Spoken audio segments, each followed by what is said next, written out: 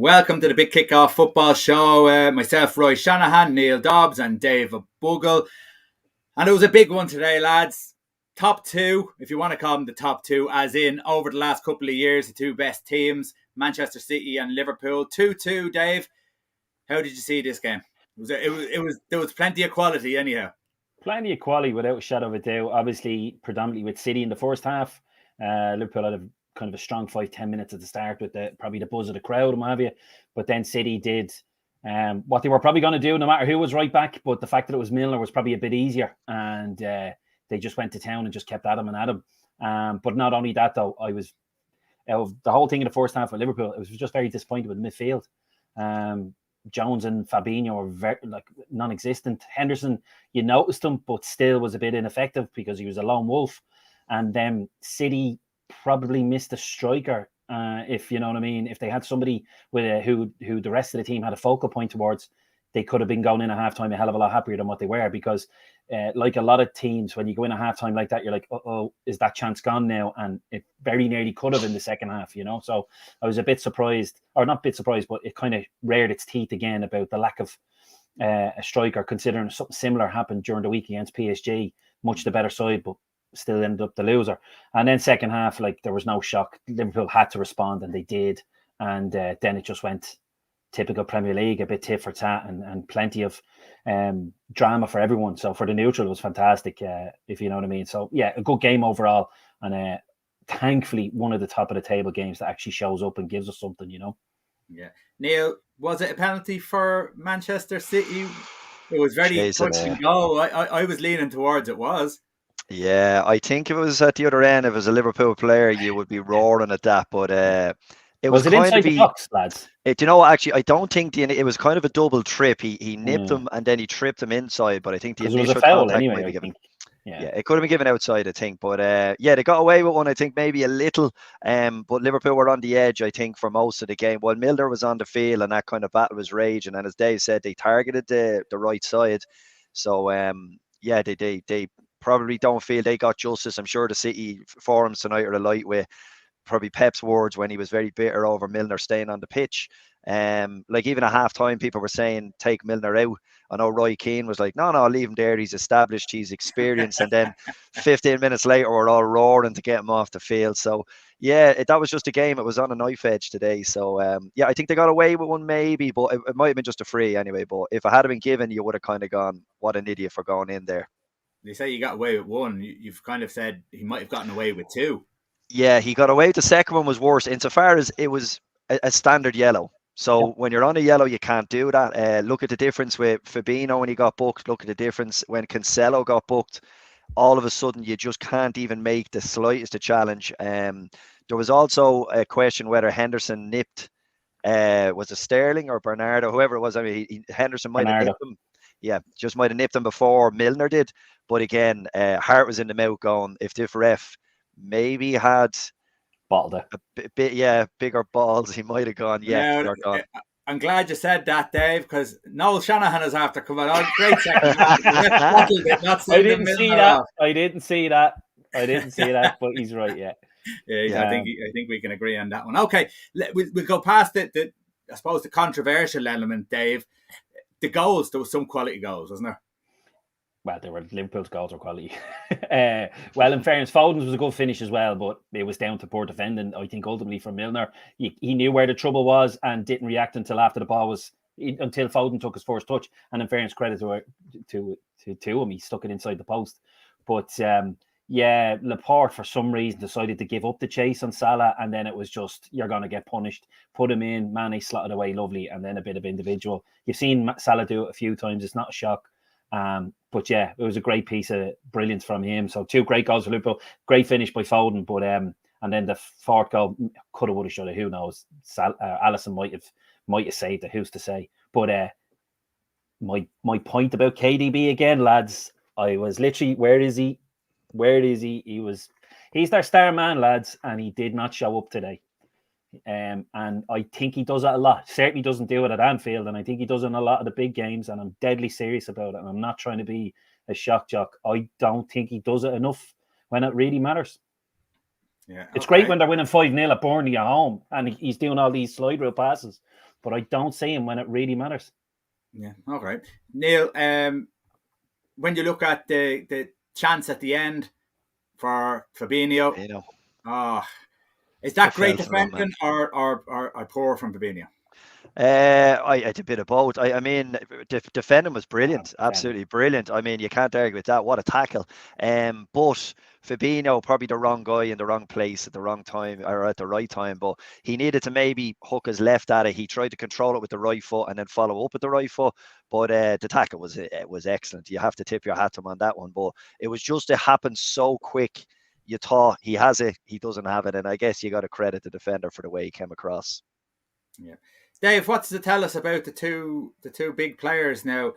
Are they the main two? We come on to Chelsea, but for me, I always look at these two as having the consistency of quality to get out the whole year. Do Chelsea, you think, we'll come on to them, but do you think Chelsea has that in them?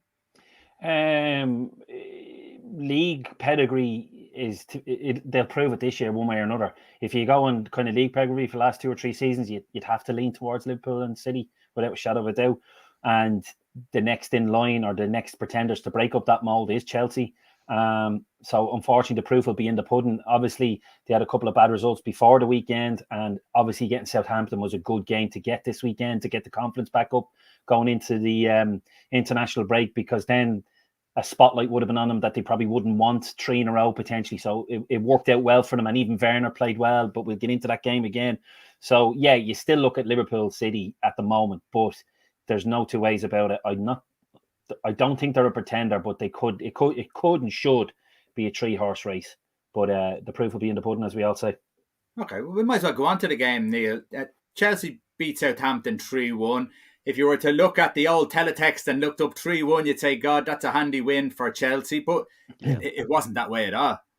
No, you see, I'm looking at all the fixtures midweek now, and you see the teams playing the Champions League. You're looking at the Saturday afternoon. I'd say Solskjaer and a few of the managers that were playing at 12 on Saturday in particular were saying we played Wednesday night and now we're playing on the Saturday. Remember last year he kind of said they set him up for failure, and I kind of agree in that they should be given to the Sunday. But however, yeah, I was curious to West Ham, Chelsea, Liverpool United, how they'd all get on. And I thought Southampton would give Chelsea a run for their money, and they did, because Southampton just seemed fresher. Now, Chelsea introduced a couple of the lads that haven't been getting in. There was a kind of an epilogue done on Loftus-Cheek, for example, who finally kind of got his chance, but it's more by default that he has to rest these guys. But Southampton were very, very gamey, and they were in this game up until probably the sending off. And you always felt they might nick something, because Chelsea just didn't seem to have, I don't want to say the legs, but they didn't have that energy that maybe they normally would to put someone under pressure for 90 minutes. So, look, it was a great result for Chelsea in the end that they dug it out. But Southampton definitely gave them a run for their money in that game. Yeah, Dave, if you're Hasenhüttl and you look at that tackle from Ward-Prowse, I mean, it's a ridiculously stupid challenge to be making on the edge of their box, to be stretching in instead of just pressurising. Yeah. What's wrong with players these days that they can't tackle properly? I can't understand. I don't think there was that many tackles like that before, or is it just that there's more cameras on the players these days? Potentially more cameras. Like, you're up and at it. It's 1-1. It was 1-1, wasn't it? At the time, wasn't it? So, yeah. Yeah. So you're up and at it. You're chasing them out. You win that ball. You're in on goal, and so you might just, that flash moment, this could be it, and he just jumps in. Obviously, when you look at it from the various angles, it doesn't look pretty without a shadow of a doubt. But I'd say just that heat of the moment and that bit of chance of glory, which is so precious when you're playing teams like Chelsea or any of the teams at the top when you're at Southampton. So probably just went that extra little bit that he shouldn't have, as usual. But I'd say Hüttl was just sitting there going, of all the times to get trust my luck again, another moral defeat again as per usual because of something silly. And like we've said many a time on the show, that's the fine margins. It's just, that's what it is, that little moment, and all of a sudden the game changes on its head. Like it's mental. Timo Werner, Neil, scores a goal finally, but just before that he had a goal disallowed. Azpilicueta put a tackle in, a foul. I think he has 18 goals now disallowed by VAR. Is it 16? 16. 16. Wow. Brilliant disallowed stuff. by VAR the most in the league. I think most of them were for offsides, in all fairness. So this one was a little bit different. But you can't fault his effort. You can't fault the runs that he puts in. How do you rate Werner, and where do you play him in that team? I think they have a big problem. I think Werner's biggest problem, it's a little bit like Havertz at the moment, is that Lukaku is going to start 99% of Chelsea's games and he's going to play for 90 minutes. That's just the way Lukaku's always been since Everton, since United. Whoever the manager's been has backed him and put him in there. Now, you, Werner, after coming in, we'll mention a lot of players later on maybe, but there's a massive expectation comes when you get a price tag, and then there was a massive reputation he got coming from Germany. I remember Liverpool were linked with him. We were thinking, this is great. He's going to be, obviously we got Jota, but you were thinking he's going to come in on your left side. He can play right side. This is exactly the guy. He's a speed merchant. He was scoring goals for Leipzig for fun. He's just lost that bit of confidence. It's almost, it reminds me years ago. Remember, like Kesman and Dirk Kuyt and these guys came from Holland, and all of a sudden they got to the Premier League, and it just didn't look as easy as it did previously. It's different level, yeah, exactly. And Werner he just doesn't look comfortable as a finisher at that level. But as you say, he's obviously getting in the right positions. He makes things happen. I think even his assists are pretty good, even last year when he wasn't scoring. So there's a player in there. But I think his problem is he's not as ruthless and efficient in front of goal as Lukaku is. And therefore, he's going to be sitting out a lot of games until he kind of puts him, be it wide right, wide left. Now, I watched a lot of him when I thought Liverpool were going to get him for Leipzig that year in the Champions League. He was electric. But he played wide left, and he was literally just played in front of him. He was in kind of like a Mane position. He was cutting inside and scoring for fun. Wasn't even thinking about it, where it's the high-profile misses keep kind of adding up now, and you can't get them out of your mind that it's Werner missing these high profile challenges. And then if you look at his goal, the headed goal, he didn't have to think about that. That's no problem to him. They're the ones that are easy. The ones that are giving him problem is when he runs through and he's got time to stick the ball in the net. A lot of strikers go through this, and he just seems to be unable to get his head above water consistently as far as finishing goes. He might be sitting on Torres's old seat in the dressing room. He needs to move seats if that's the case. Well, he got one anyhow, so he'll be happy going into the international break. Dave, just before we leave, Chilwell, he's had a couple of ropey moments this year. He didn't get into the England team at the Euros. Is he just slight little level behind some of the other left fulls in the division, like Robertson? Possibly. There's a bit of competition there as well, I suppose, with Alonso. I know defensively he's not the greatest, but like... But he was nearly out the door, Dave. I know, but that doesn't get in the way of... but whether you're a defender or not doesn't get in the way of playing fullback anymore. But Chilwell... 50 million. Yeah, but he came with a lot of money and a big price tag. You know, fullback, they're moody. Look at Emerson Royale today. He looked fantastic taking on one of the lads, but like he was defensively, he's shocking. They're just it's a strange position at the moment where you can look like the best player on the pitch and then you can look like the worst player on the pitch within 2 seconds flat. And with Chilwell, he's just under the radar, or just not. Yeah, maybe he's just that little half a cut above the rest of the lads. Like, in fairness, when you compare him to, say, the English centre or the English left backs, Luke Shaw for the last year or two has been a cut above him without a shadow of a doubt, and then maybe one or two others. But yeah, maybe that's what it is. Overpriced as usual. Okay. Manchester United won, Everton won. Neil, Ollie in, Ollie out. It's hard to say this one, isn't it? Because he said he was going to. He's made changes in this game. Ronaldo's not in, Pogba's not in, a couple of others, and he's made changes. Let's go at that straight away. Does he need to make any changes? Is there some of them that he didn't need to make? I think he needed to make changes insofar as I think Cavani, he has to start playing Cavani, or Cavani's going to end up coming in from the cold. That way where most managers in the Premier League try to play the first 7/8 games, and when the cup games start, then they start to rotate. So if you don't bring Cavani in, he'd be like Donny van de Beek. All of a sudden you're relying on him to come into a game, and he is not match fit, he's not ready, and he's probably not mentally, on the ball and kind of feels that he has some sort of form. So I think he definitely needed to make the changes. Martial, was for me, you're starting wide left. That's kind of in from the cold, but he repaid him with a goal and an okay-ish performance.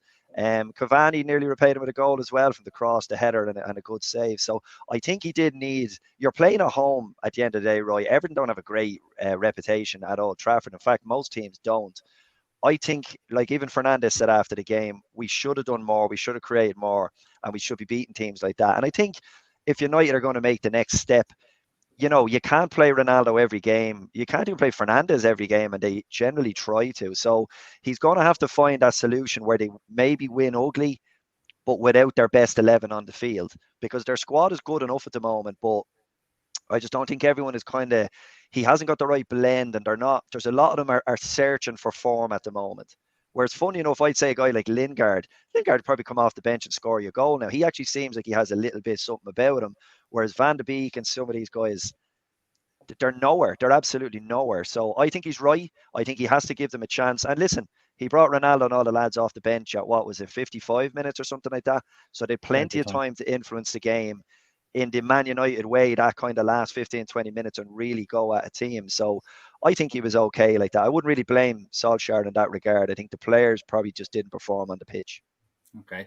Dave, Neil's talking about a blend. They are playing McTominay and Fred sitting in front of the back four. McTominay was further ahead of Fernandes on many of occasions, making forward runs. Fred, for the goal, should have cleared the ball, or he was 70-30 or even 80-20 in favour of getting the ball, lose it out the first time, then probably should have fouled on the. Is that the problem? Is the centre midfield the problem, that there's no protection for that back four at the moment? My second part of that question will be Varane at the moment. How do you rate Varane at the moment? Because again, I'm not seeing Varane making a difference in that back four. No.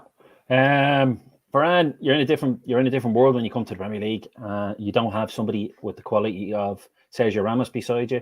Look at centre halves and partnerships and how vital that they are, and how some players can look a completely different player, depending on who's beside them. The pace of the game as well, it's relentless. It's relentless without a shadow of a doubt in the Premier League compared to over there. Like Real Madrid and Barcelona a couple of years ago literally dominated the games for 70% of it. I'm not being smart. It's easy to defend. So Varane and Ramos and whoever's in the back line are always going to look like superstars because they basically own a ball. Like Ramos is known more for his goal scoring exploits, not necessarily his defending almost, like the amount of goals he got for Real Madrid. In relation to the midfield, it's mind-boggling. Like, as you said about McTominay getting ahead of Fernandes probably needs to be the one being rested. I give United fans the benefit of the doubt because they keep going on about the fact that he's burnt out. Why wasn't he arrested instead? Because I'm going to be honest with you, as a non-United fan, I'm bored of his sound bites because I'm not seeing anything on the pitch. I'm not seeing the leadership from him on the pitch. He's good at the theatrics, in my opinion. So it's time to actually lead on the pitch, and show it instead of talking about it or giving it the hands and giving it the tears afterwards when they lose. Because any times he does that, he actually doesn't show up. So, and that's the same for most teams, to be honest. They all talk a great game. But in relation to Fred, Jesus Christ, the fans just can't stand him at the moment. They literally cannot believe he's still there. Most of my mates, it's like, I can't believe Fraud's playing again. Like, they call him Fraud instead of Fred, and they're scratching their head. Like, I don't quite see it like that. But then again, when, we have varying opinions from the outside or when you're on the inside about certain people, good or bad. So obviously they're going to see it a hell of a lot worse than what maybe I would. And maybe I'm glad if it's bad. But McTominay as well, he gets a bit of a free run because of the effort he puts in. But is he putting in the right effort? If he's bombing around the place doing everything, is he a busy fool, or is he doing it in the right way, in a structured way? Because and he seems to get... Dave, I'm sorry for interrupting, but I would say as well, I wonder what the instructions are to him. Yeah. Is the instructions, yes, get forward at any chance you can, or are the instructions sit and they're not taking that on? Because possibly, if you have Wan-Bissaka and Shaw going forward, surely that's what you have the two sitting midfielders for. Possibly, but you look at the Europa League final. He did something similar. He was everywhere because no one else was doing anything either. And it could have been something similar yesterday. So maybe he does his own thing. He goes a bit rogue because he sees the way it's going. So that's where Solskjaer either needs to rein that in or needs to look at, well, why is he going rogue? because others aren't. It could be either. So maybe people aren't pulling their weight, or else he's going against managers' wishes. It's one or the other. But he's done it on a couple of occasions, good, bad, or indifferent. So unfortunately, a lot of the spotlight has to go on the gaffer, because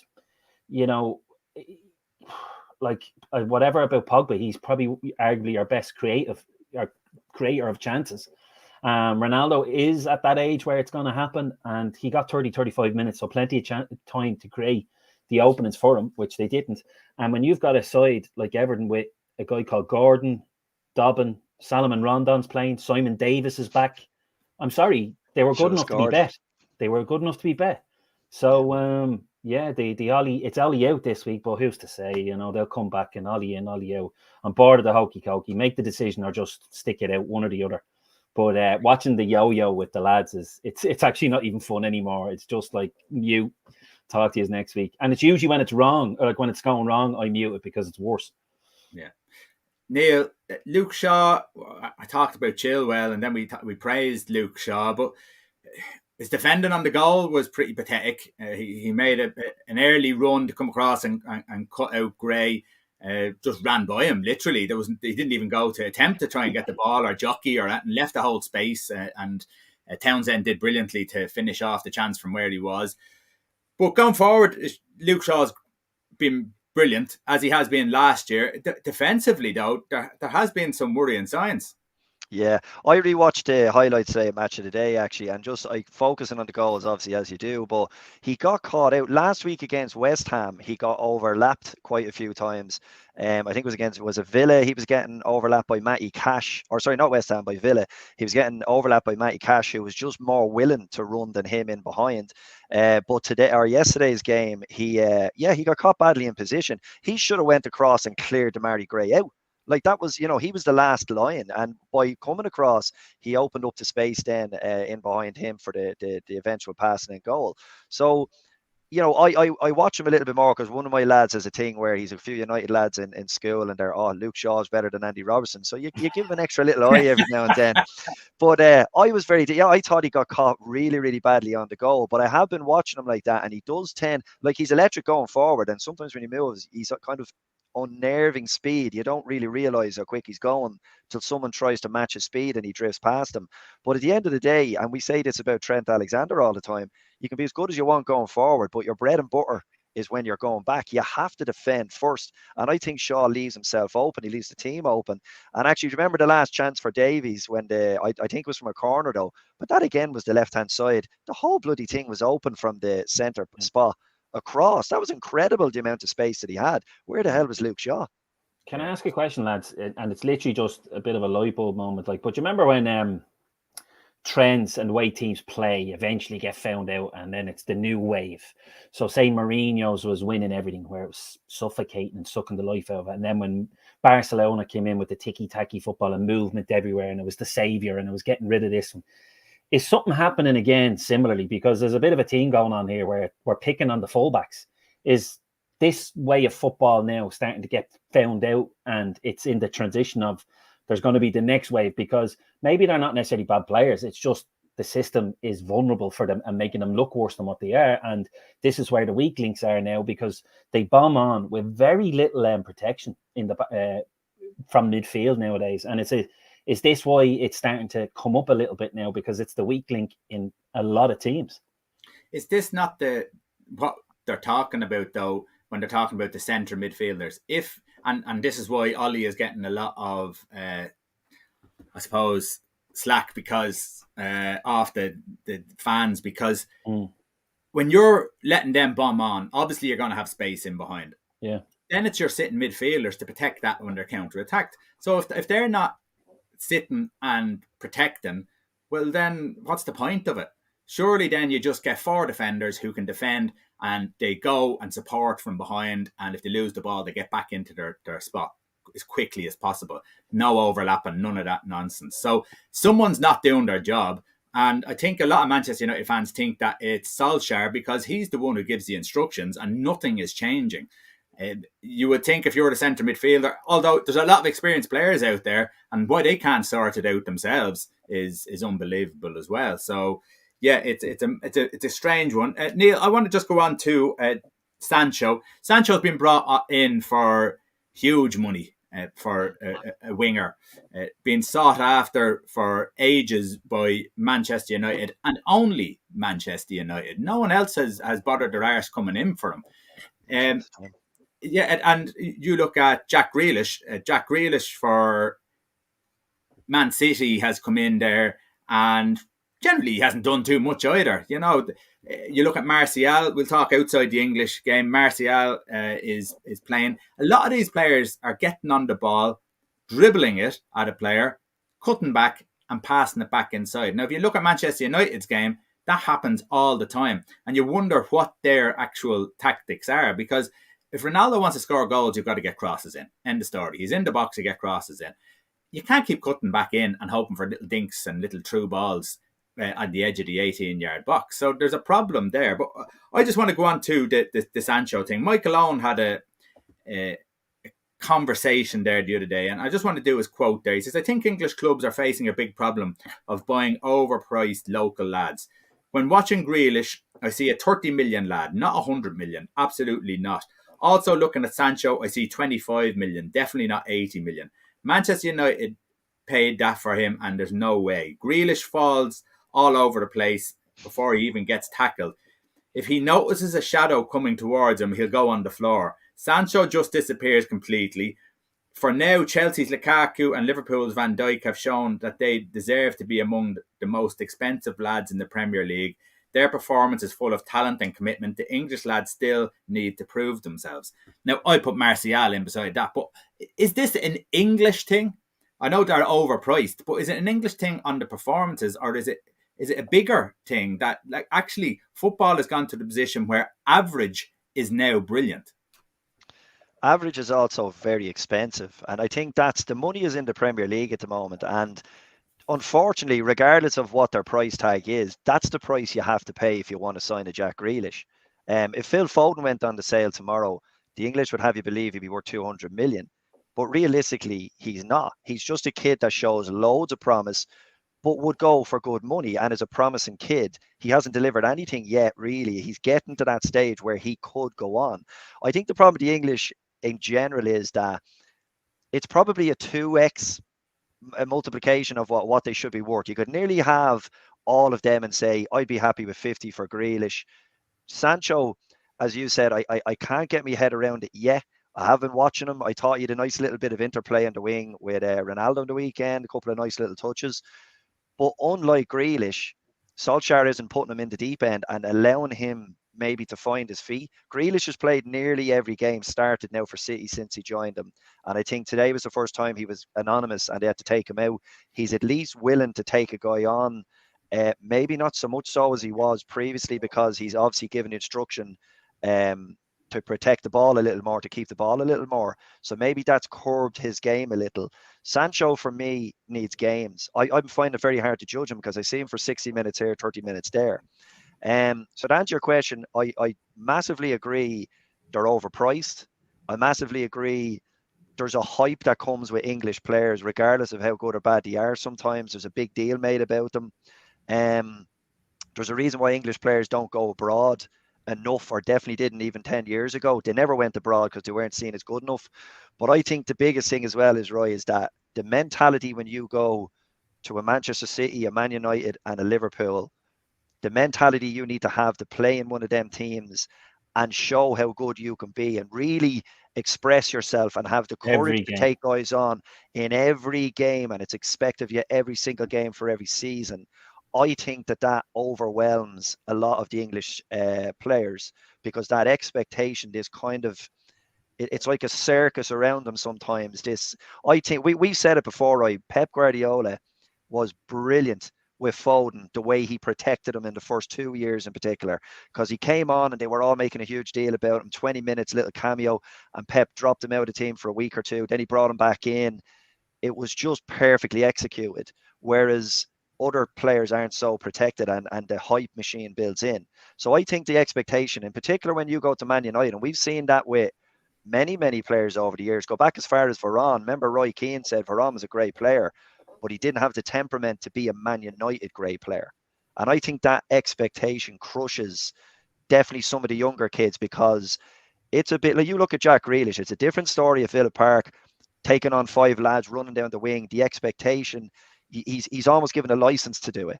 But you do that for City, and I guarantee you Pep will pull you up quick, sharp, and go, no, that's not the way we're playing. So it's a big challenge to mentally get into a team and play to your best potential.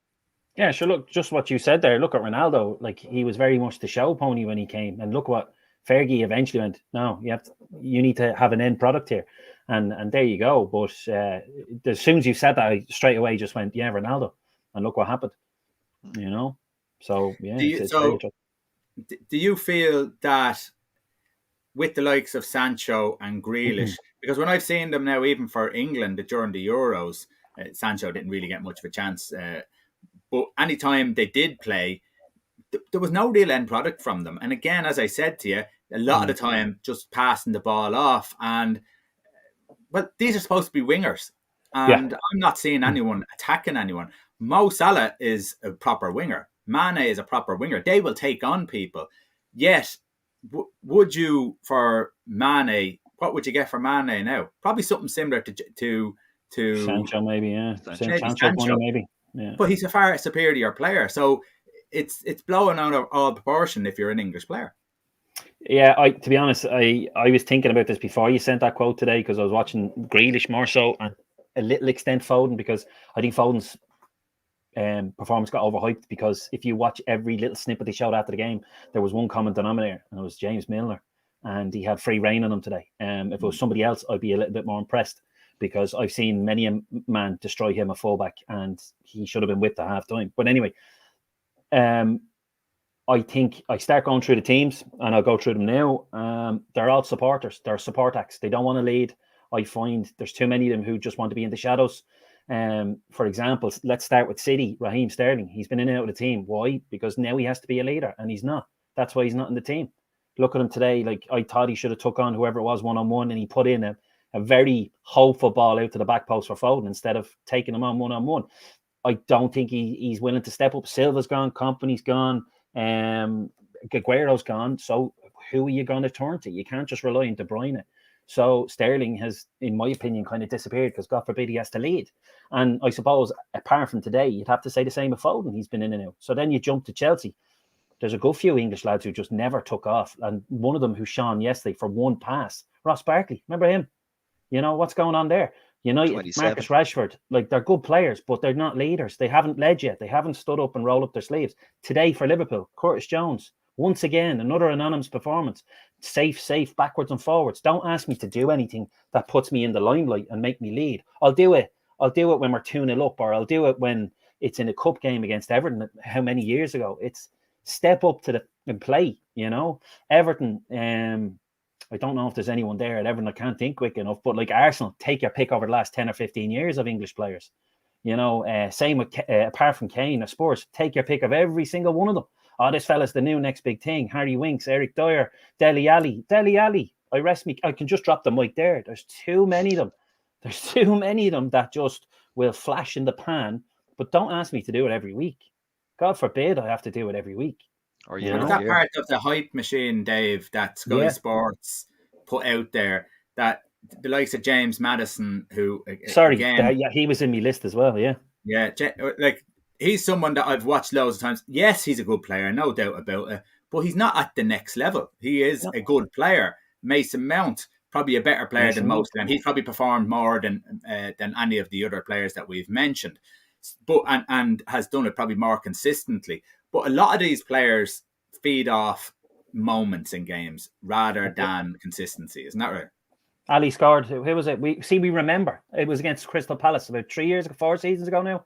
The one where he flicked it over his shoulder. What has he done since? Apart from his hair. Genuinely. I'm not missing, or whatever he does with his hands.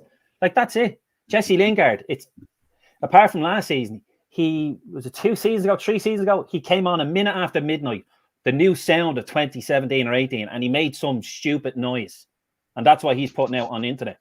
He done some stupid. Go find it. I've created a new sound for 2017 or 2018. I just went, what's that's what they are now.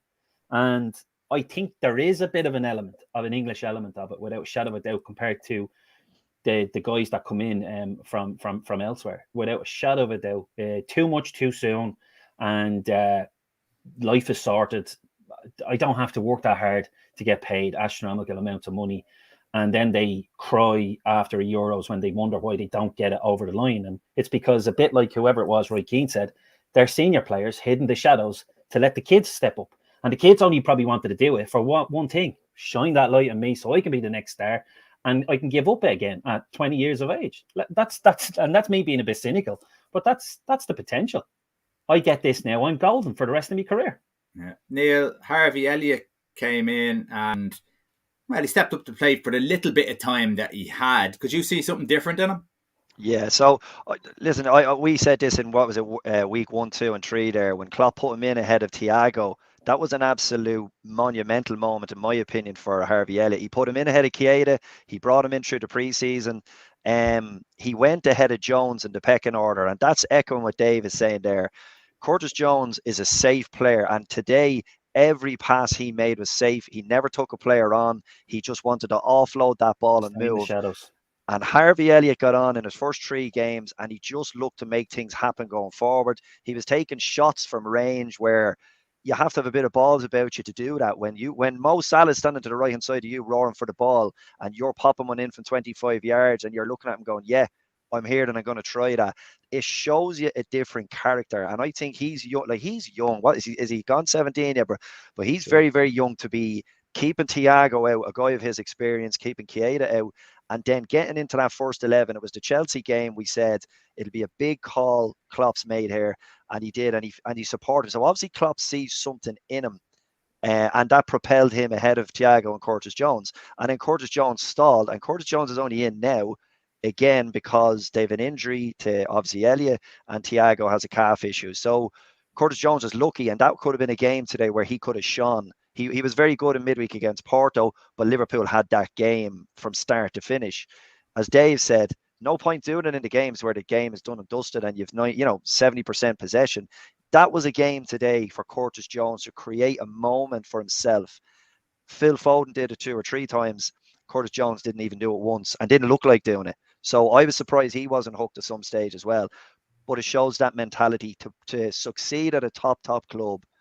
I always used to say, Roy Keane said it on Sky Sports, right, that this is Manchester United. Think of where you are. Think of where you're coming in. It doesn't just mean an average football club. It means you got to come in like Bruno Fernandes did, and he thrived in that atmosphere. That's why there's not many players like that around, because a lot of them go to clubs and they're just another number and another pay packet. Okay. Noel says Ollie does not know what his best 11 is and keeps chopping and changing. I think most people can agree there. I'm not sure he has a way and style of playing either. So we'll leave that one there. Dave, let's talk about another manager, because Brendan Rodgers has chopped and changed a little bit himself during this week. Vardy was out of their Europa League game. He brought him on. They lost. They drew 2-2 again today, so the results aren't going their way. We discussed this a little bit last week, but it looks a bit strange to be leaving Vardy out of your Europa League game when you're looking to do something in that and possibly be strong enough to go on and win that. When you look at Crystal Palace this weekend, would that be in the game to maybe bring Vardy off the bench? Yeah. When you see what happened in the last 2 games, you can say, yeah, but would you say it beforehand? It's like if Ollie had won yesterday, he's a genius. Now he didn't. He's an idiot. And it's the same now with Rodgers. Managing squads now can be very awkward. And potentially Vardy is getting to that age where, let's face it, his ultimate strength is that pace, the way he can get away and break the line. And he could be losing it. There's no shock that this guy Daka's come in. There's no shock that Iheanacho plays more. So maybe the star's fading, and Rodgers knows it. He did it with Gerrard, and he wasn't wrong. So maybe he knows, or maybe he sees it, and he needs to start looking at it. Like Leicester, before anyone gets into it, especially us United and Liverpool fans who only know winning and winning leagues, Leicester has maximised what they've done for the last 5 years. What they've done after winning the league is probably more impressive to me than actually winning the league. The fact that they managed to stay up in and around there. and they managed to nearly get into the Champions League twice, to win a trophy, which every other team is allergic to. That's below the top 4 anymore. There's no such thing as winning a trophy anymore. They just want to stay in the Premier League, which is depressing. But with Leicester, he might need to rebuild if they're willing to give him time, because it's as good as he's going to do. It's as good as anyone's going to do there. So maybe for me, it's a bit of a starting to look ahead at what needs to be done, because that's where, like, Rafa got destroyed because he started to see it was the beginning of the end of Terry and Lampard and a few others, like, and the car started destroyed for doing it. And it'll be the same when somebody decides to start giving Ronaldo and Messi more time on the bench. They're going to get hammered for being idiots and they don't know what they're doing, when it's obvious that the body's starting to give way. So I'd watch this space a little bit with it for me with Vardy, and I wouldn't give out too much stick just yet to Rodgers, because maybe he is starting to see it. At the end of the day, these statisticians, lads, who are watching all these things during training and during the matches, and maybe the speed's not quite there, maybe the reactions are not there, everything's starting to drop down and whatever, and he's starting to look elsewhere. Yeah, Neil, I get your shout on this one. As Dave said, Iheanacho's getting a bit more game time. Daka started during the week, but Vardy is still outscoring them. Vardy, we were talking there about big game players and people with the right mentality. Do you know what? Actually, there's a complete polar opposite of a Timo Werner. Jamie Vardy got a chance there. He opened his body and he was looking into the right corner and slapped the ball into the bottom left like it was just a game down the park. He is different class when it comes to finishing goals. He's hungry and he's ruthless in front of goal, and all the best strikers are. But yeah, I'll echo kind of what Dave said. An injury to Vardy a year ago, 2 years ago, was a huge problem because you'd no one to fill in. Now it would be a bigger problem if you haven't blooded and you knew it was coming. As Dave says, you have to plan, for a year ahead, 2 years ahead. If now is the time to be giving Iheanacho a little bit more time, so be it. But Brendan Rodgers is there. I think he looks like he's going to be there for the long haul, unless someone big come in again, which is, I don't know. It's a little bit iffy, but I think Brendan Rodgers is trying to build something for the next maybe 5 years at Leicester, and in that regard he has to get it right. He needs them. We were saying this, what was it, 2 weeks ago? Can Leicester keep playing the Leicester way, the counter-attack that is so reliant on Vardy? Maybe now Rodgers is going to start tweaking that ever so slightly and coming up with plan B and plan C, be it 6 months or a year down the line, that he has a rightful successor to move into his position and then continue to score goals from. Because you lose a guy like Vardy out of your team, like any of the top 4 or 5, you're in huge trouble. So they have to have a plan B, and I think he's doing it the right way. It's going to come unstuck every now and then, like that, where you come off and you get a draw on the weekend, like with Solskjaer this week. But I think the managers are clever enough to know, that they need a panel and they need to blood new talent in there as well. Okay. One thing I want to discuss, Dave, I don't know if you've noticed this, but 9 out of 10 times that there's a goal scored, the celebration is sliding on your knees. Now, it's starting to piss me off, to tell you the truth, because where's the invention gone? I mean, Andres Townsend copied Ronaldo. That was great. But 9 other celebrations that I seen after that were all sliding on their knees. They're getting good slides. Sometimes I've seen there's 2 trails. Sometimes there's 3 trails. I'm not sure what that's about. But goal celebrations, where are they gone? We used to have people making bikes out, human bikes and everything. It's gone. Yeah, Giggs and Ince doing their little thing, and obviously Sharp kind of kicking off at the other. You can't beat a good celebration. I'd rather see it like that, because nowadays the guy who lays the pass runs off and celebrates by himself, or the guy who scores runs off and forgets the guy who's bet 4 players. But yeah, the knee slide is really coming back, and I only mentioned it a week or 2 ago because somebody failed badly, and there's nothing better than seeing a bad failed knee slide. They're about to give it the big one and then smack. They fell forward, wasn't it? Yeah, the celebrations, God forbid they all celebrate as a team nowadays. Or if you look back on Lord rest them, Roger Hunt, and they showed a few goals, and at best they used to shake their hands. Most of the time they didn't even celebrate, they just went back and go again. You might get a handshake, but the celebrations are very much look at me, but even now they're getting a bit strange again. But yeah, you're right. The knee slide is back with a bang. Now, it's not raining a lot when we're watching a lot of these matches, but maybe they're just trying to piss off the groundsman, because when you do see it afterwards, you're like, oh, look at the state of that. Did you see Yerry Mina's celebration? I know his goal was cancelled, but it was brilliant because they cut to the camera and then there was 6 United supporters or so you could in shot with him, and as he kept doing his little shuffle, they were getting angrier and angrier as time went on, until eventually the kid came out with the 2 finger salute that was beside him. So yeah, Mina obviously ruffled a few feathers, you know. West Ham beaten by Brentford, Dave. Brentford have just been a breath of fresh air. It's great to see. West Ham, it's just a blip. Yeah, I suppose. I only seen the goals because they were all on at the same time at 2:00, so it was kind of a bit of a flick around, and then I look at the goals afterwards. But probably the worst team to play after Europe. You know, Brentford are bang at it when it comes to the press and the high press, and they were really at it again today. I watched about 20 minutes live where they just had more legs and they were all over them, and you could kind of go, this is if West Ham were to get anything out of it, I would have been very impressed. But once again, Tony nearly got a chance himself, but laid on the goal, which Waymo got again. Brentford need to enjoy him, because I tell you, if he keeps it up by the end of the season, the Sharks, City could come in because they go, we might get this fella for cheaper than Harry Kane. You know, you never know. But yeah, it's probably let's go with a blip. I would personally say, yeah, it's probably just probably one of the worst teams to get after European adventure on Thursday. Neil, Tottenham being Spursy again, winning this time. A game that you probably didn't think they were going to win. With the form, it's very inconsistent, but Spurs fans will be delighted. Yeah, I mean, that was a win they badly needed, because, Jesus, it was getting to the stage you were thinking, are the wheels coming off slightly here? You know, the doom and gloom, Kane's on the way out.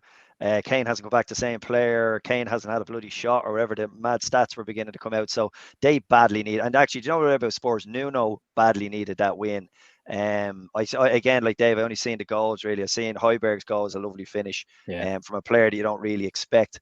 But yeah, they needed that win badly, because that was, you know, the longer that goes on without a win, or the longer you fall down, you know, Spurs kind of have that profile at the moment, while Harry Kane is there, and while people, you know, the magnifying glass as such is on them the way it is, they need results, and yeah, that'll stop the rot for another while. It's a good way to sign off for them in the international. Maybe Kane can go away and rediscover his bit of form or something, and see how he goes from there.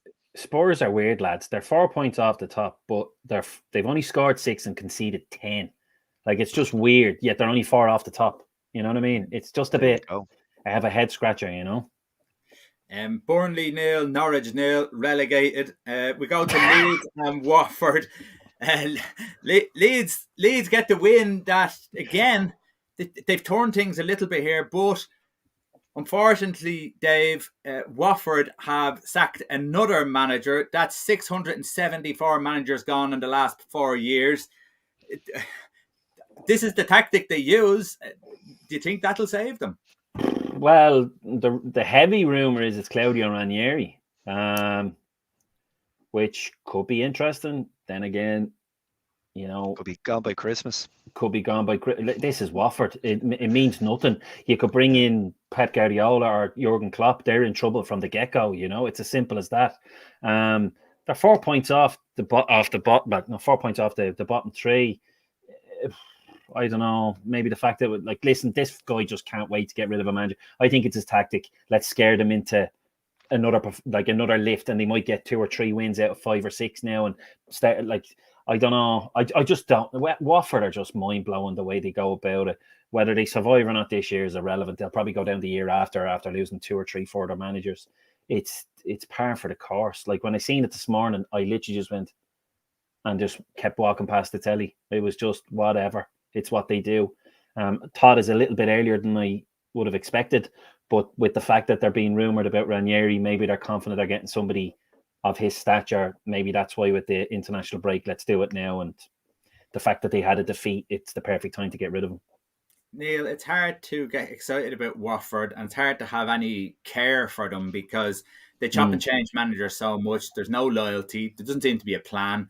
It's just roll the dice and see what happens. I think that's interesting though, Roy, as well. I mean, they're literally, their own entity that does this. So I was just thinking this when Dave is talking there. Imagine the behind the scenes, the infrastructure, the club, the person who's making signings.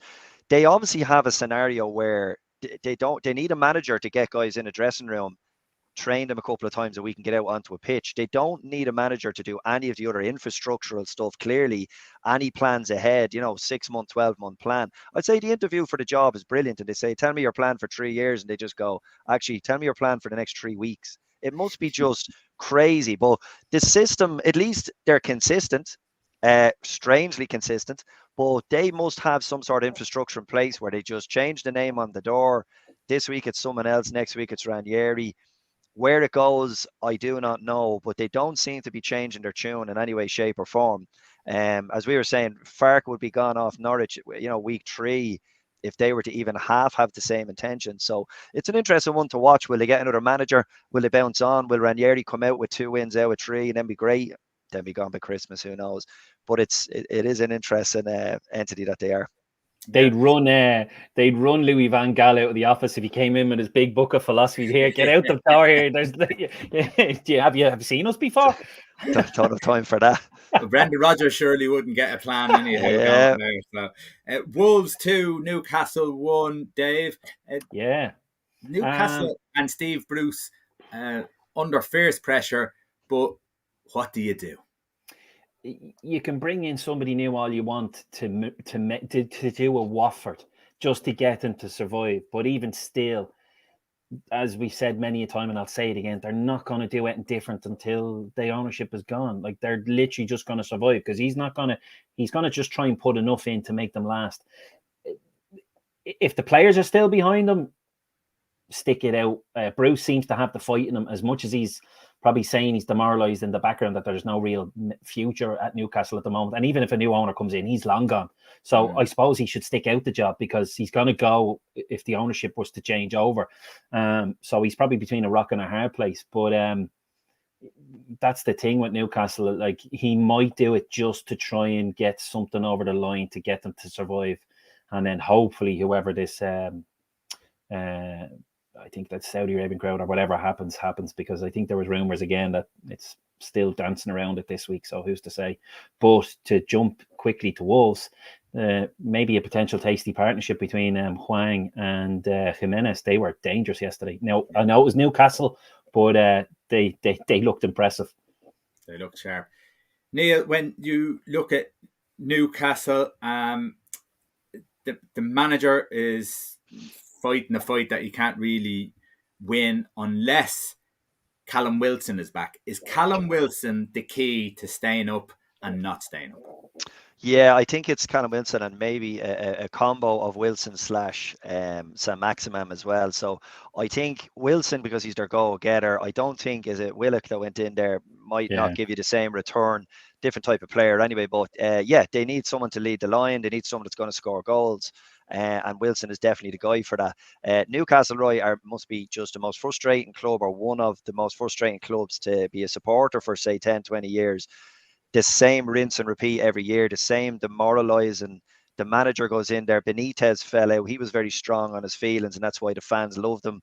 You even hear Shearer, he actually gets a lump in his throat every time he talks about them destroying his club on Match of the Day. It's just heartbreaking because they're like stuck in this eternal groundhog of a nightmare every single year, and it's just a dogfight. Like, it can't be enjoyable, and they sell out and fill the stadium every week. So I don't know, there's some sort of reverse perverse irony in there somewhere, but you do feel for them because no matter what Steve Bruce does, he'll only survive relegation, and then he'll come back into the office next year and be the exact same scenario that he's in now. They'll sell one or two of the better players and then go, right, this is what you have to work with. And Neil, is that the case though? Should Newcastle fans get behind Steve Bruce? Because no matter what happens, it's not really what the manager can do. It's really what the players that he has at in the club and the injuries that he has as well. It's a losing battle here, and by the time there's a takeover, they may not be a Premiership club anyhow. They want to be very careful. I think they 100% should be behind the club when they're at home. Listen, they've been demonstrating now for 5 years or something crazy. Listen, put down the Ashley out bloody banners and get out and start supporting the team on the pitch. Bruce said after the game, I think it was 2 weeks ago in the interview, listen, the fans have a right to come and voice their opinion if they're not happy. But inside, he must be thinking, will you come on and give us a break here? You look at Crystal Palace's home ground, what's a 17,000? And it is hopping from start to finish. It's that 12th man we all talk about at the big clubs and so-called bigger clubs. Everybody needs that extra support. You've heard him go on about it in the last 12 months with no fans for COVID. They desperately need that support. And Newcastle, that could be the difference, and them getting a couple of extra wins, a little bit more momentum at home where your home form is vital. You know, maybe they prefer going away because they literally don't, you know, it must suck the energy out of you when you're playing in a kind of a negative kind of a cauldron like that. And it can't be a good atmosphere for players who are already pampered to thrive. You want them to thrive, you got to give your team the support.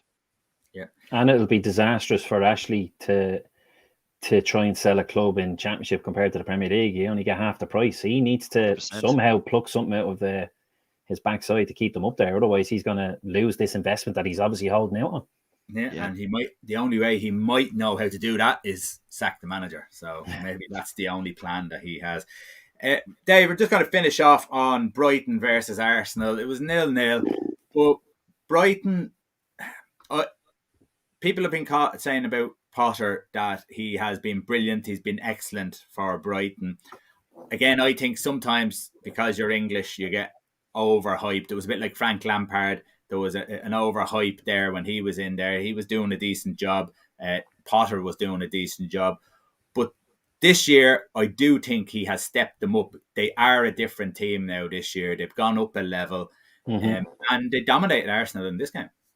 Yeah, like they're joint with Man City, Man United, and Everton at the moment. They've the same points. Like that is their caliber at the moment, and that's their form. Only lost once. Miserly in defence with Duffy back. Ironically, they've lost Ben White, and Duffy, as we all know, what he's been like since the 12 months beforehand, and now he's coming back inspired. And Dunk yesterday missed a sit. Was it yesterday he missed a sitter? It was unbelievable.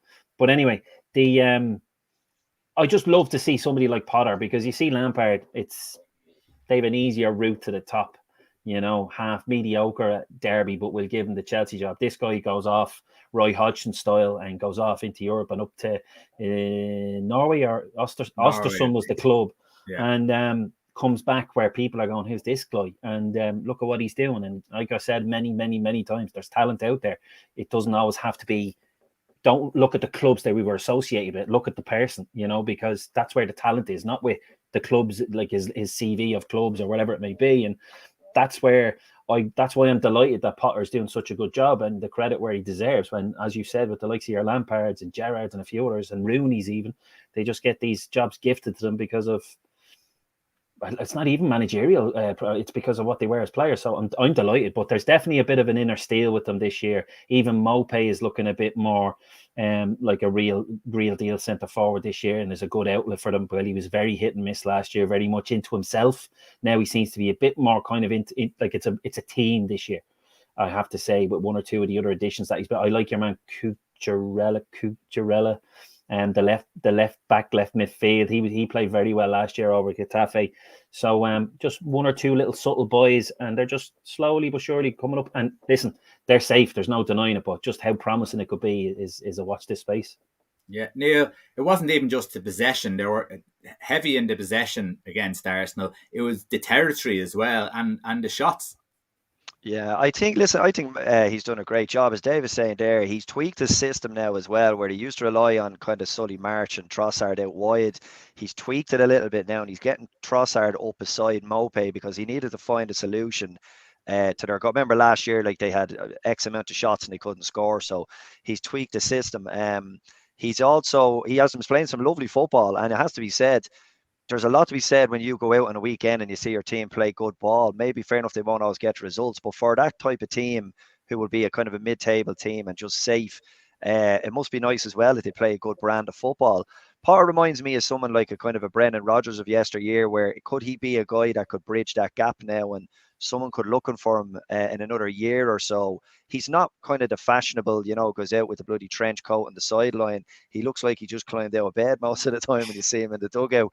But he's very effective, and even when you hear him speak, I like the way he speaks in his post-match. He's a little bit like Tuchel. He gives you a little insight every now and then to what he is and what he's about and what he's trying to achieve.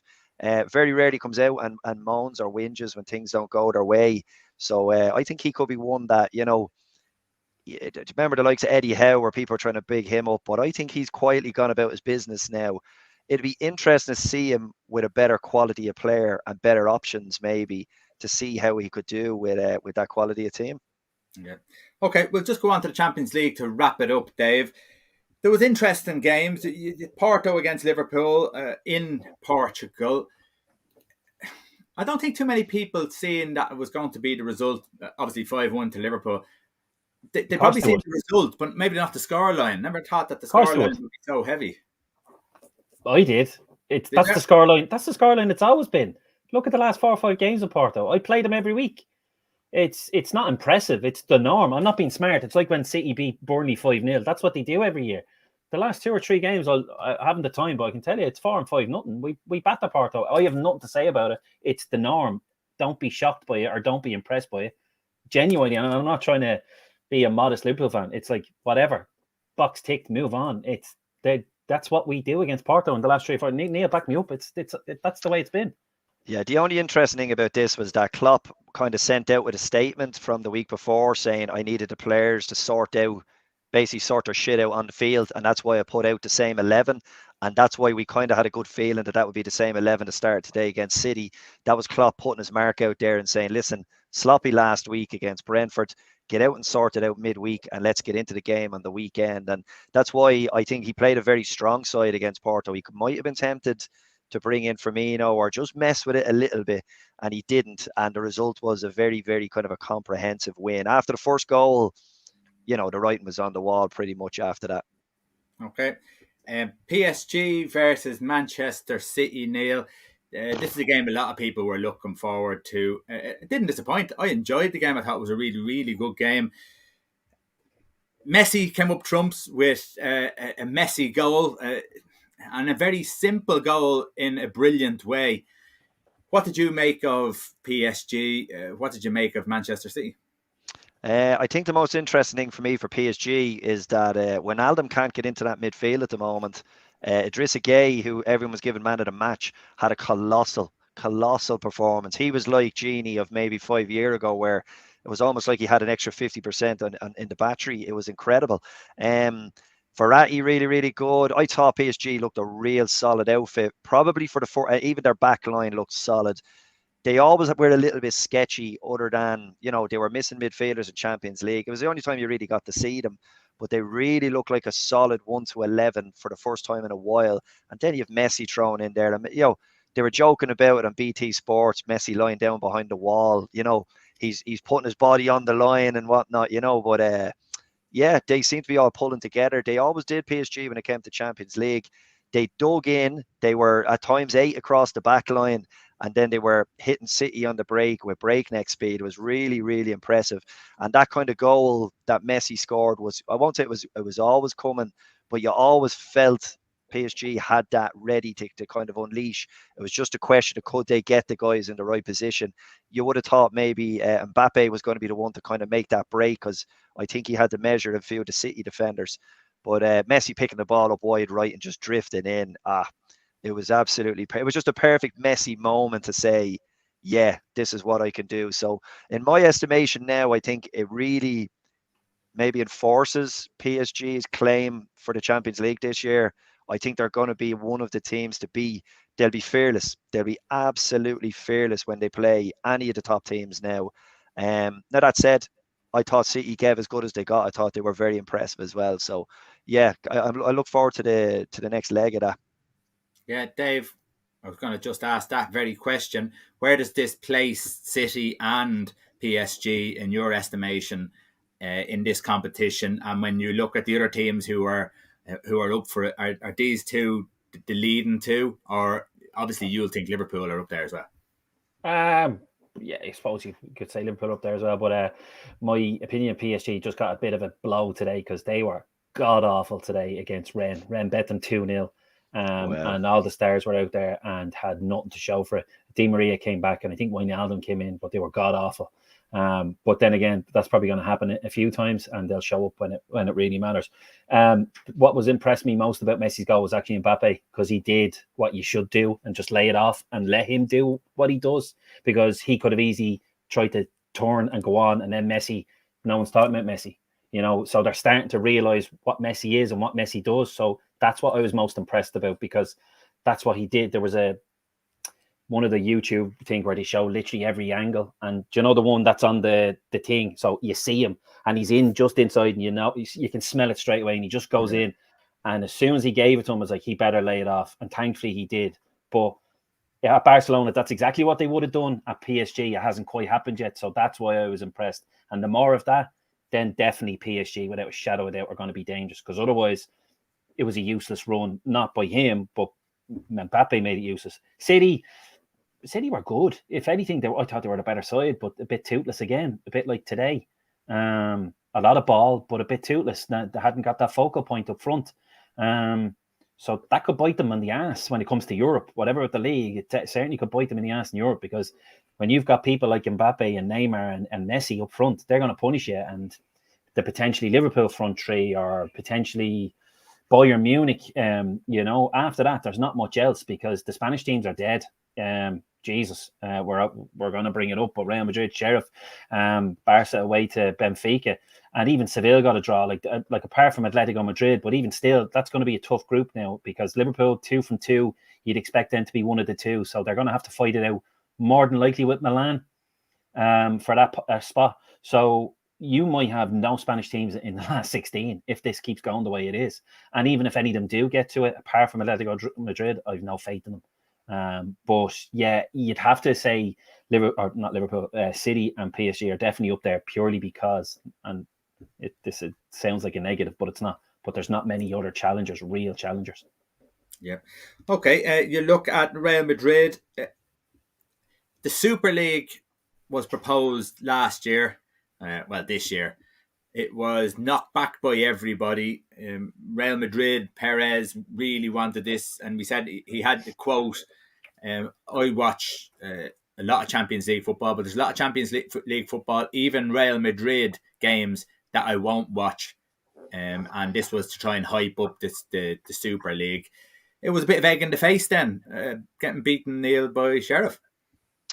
Yeah, egg in the face, right? This is like the shock of the century as far as Champions League. Like, this does not happen. This is, 3 in a row winners, all-time champions, Real Madrid. And I mean, it's not like they fielded this team and nobody's. They're playing against, a bunch of part-timers and farmers and plumbers. Like, it's a brilliant story. You would never have picked that result in a million years, that Real Madrid in Europe in particular, even last year when I don't think they were great, they just have an aura about them. They're almost guaranteed quarterfinal, semi-final every year. That's their pedigree. To see them lose, it wasn't like a fluke. It was just a hard work, hard graft game. Absolutely incredible. And it's a brilliant story. Like, if you're that home team and you're after taking out Real Madrid, for them, there's no bigger. You know what I mean? They're up there now. That's as big a scalp as a Paris Saint-Germain, as a City, as a United, as a Liverpool. It's absolutely massive. But is it a kind of a damning indictment against Madrid that team is now cracking and they're going to need to replace a hell of a lot of them? It probably is, and maybe they'll be exposed in the latter stages when they come up against a decent team, like what Chelsea did to them last year, basically. Yeah, Dave, Real Madrid are top of that La Liga, so what's that say about La Liga at the moment? Not a lot. It's as simple as that, because Barcelona, we see what they are. Atletico probably have arguably the best team, but they're an aging team, so they're not going to last much longer.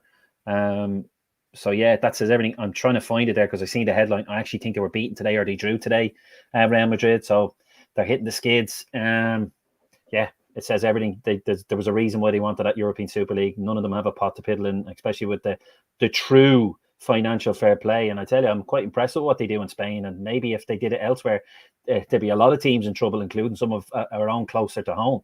But And it should be brought in everywhere, Dave. I mean, this is what they Yeah, talked about it'd be as very in interesting. football is one game and the rules should be... And all of a sudden now there's rules in different countries. It should be unified, surely, as one. It makes sense to me. But mark my words, French football, well, not French football, but PSG certainly won't want that. Bayern Munich certainly won't want that. And 4 or 5 of the lads in the Premier League certainly won't want what they do in Spain, because they'd be all in trouble.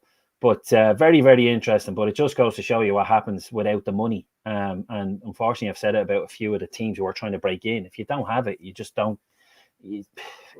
Unfortunately, it's what's making elite football work at the moment, and not just the fact that they're the very best. It's whoever pays the best and whoever has them. And people say, "Oh, that's the way it's always been." But if you can get a right billionaire, you can make any club the best. Yeah. This is going back in the day. English and Scottish managers won trophies in Europe. Now you have to have a fancy foreign name to manage Premier League clubs. That's kind of what Watford are doing. Watford are just getting in the next Spaniard up and coming manager who's maybe going to do something for a year or so. Ronald Koeman goes in at Barcelona, not really succeeding doing anything in managerial football. You said about Solskjaer going in. I'm going to bring up the question: are there many good managers out there compared to what there used to be? There seems to be a couple of top drawer managers, and the rest, I don't think they're up to standard. Neil, discuss. Yeah, it's kind of fashionable, isn't it, now to bring in a guy from abroad, be it a guy that cut his teeth in Italy or Spain, or a guy that, has had success elsewhere, and then you go, right, that's the next guy. But the top managers, I was actually, Jurgen Klopp is 6 years now at Liverpool this year. I couldn't believe that he's there at the 6 years already.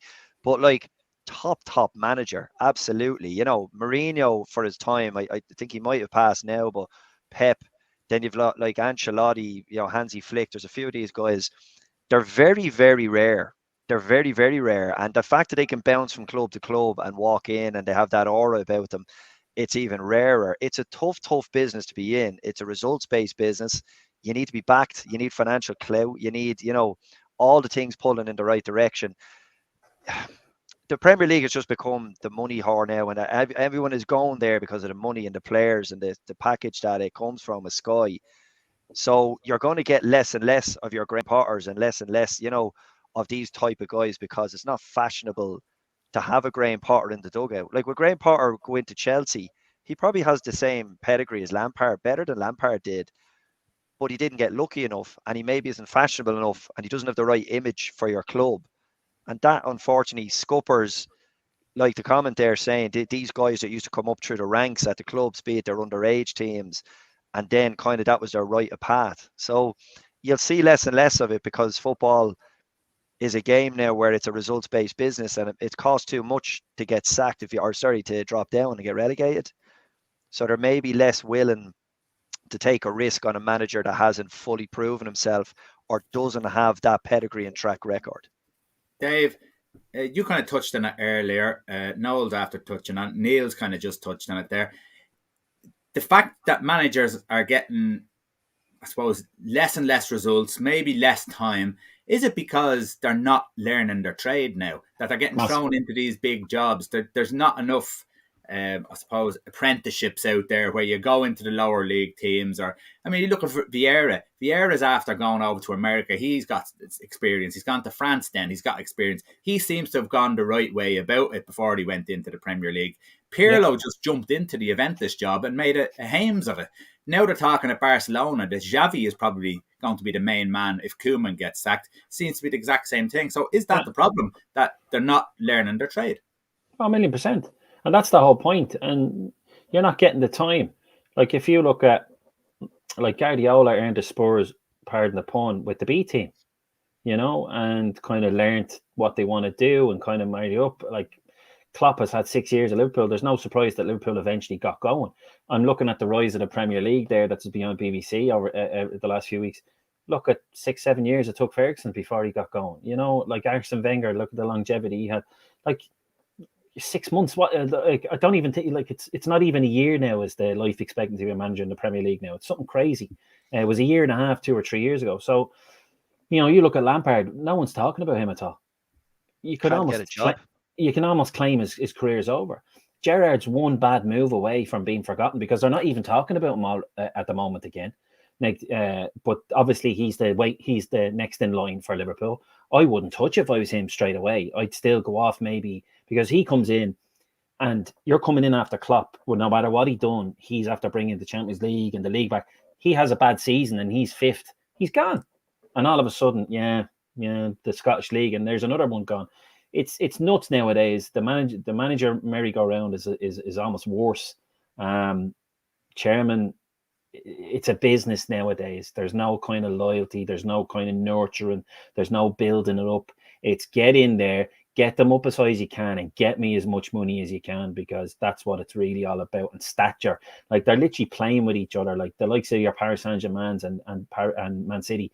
They're rivals in countries and rivals in everything. So that's all this is. They don't really care whether they win the domestic league. They just want to win the Champions League over each other. So that was a derby in a weird way that many people mightn't realise during the week, because behind the scenes, that's what it's about to them. They don't give a crap who's coming up through the ranks. You look at City, they're nearly as bad as Chelsea with the farming system. It's just to make money up for their real transfers, because that's what Chelsea do it for. It's to fund the extra few quid to really try and bring in your Lukaku's and think, because you're selling 40 and 50 million quid's worth of talent that really they could be saving 200 or 300 million's worth. And that's how the game has gone. Like it's sickening. Like, but it's just to go back to what we were really talking about, the managers. Yeah, no one's learning their trade, and they're afraid the gap is so big. God, I'm not going down to League Two to learn me trade, or League One, because I'll be forgotten. Because Neil said it, the image. It's all about this image and fans. Like I said, what clubs were they with? Oh, Real Madrid, Barcelona. Oh, get him. Like, who's Osterson? No, I don't want him. He's not good enough for Liverpool, or he's not good enough for Man United or Man City.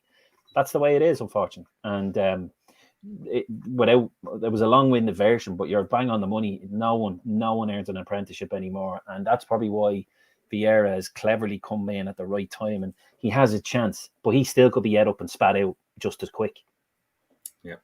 Okay, we're going to leave it there. David, thanks very much. Neil, thanks very much. If you want to have a look at thebigkickoff.com for any new sports articles of football and generally all sorts of sports, do go there. We'll be back on again at 8 o'clock next week.